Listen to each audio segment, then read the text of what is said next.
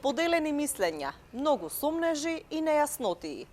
Вака накратко го објаснуваат референдумот жителите на Дојранската општина.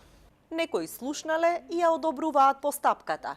Други не се доволно информирани, но не сакаат природните ресурси како водата да бидат управувани од приватни компании. Бизнис? Бизнис ли е тоа? За да некој ти ја земе водата. Значи ние инвестираме, а некој да дојде сега да ти го земе исто како Телеком.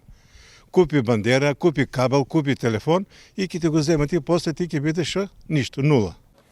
Во селото Црничани забележавме соопштенија закачени по бандерите, во кои општината ги повикува граѓаните на јавна трибина.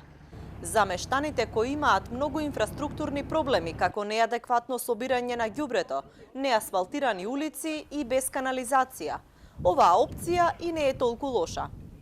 Почнувајќи од ние си имаме наша знаеш, наши барања, они си имат нивни видувања, имаме водовода овде.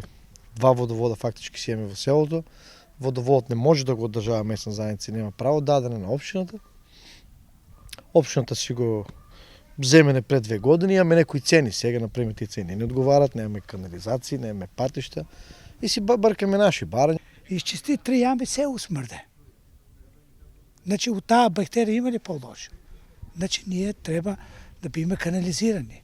И ние одиме често близко е Грција, во Грција и двете села имат канализација, се има. Значи, се е организирано, се е направено. Имат јавно-приватно партнерство и тие там. Може сите не, ама и имат, баја. Ова ќе биде втор референдум во Дојран. Првиот беше за прашањето за или против отворање на рудници. Точно за една седмица, жителите на општина Дојран ќе имаат можност да излезат и да гласаат. Дали сакаат водоводот и канализацијата во нивната општина да бидат дадени на јавно-приватно партнерство.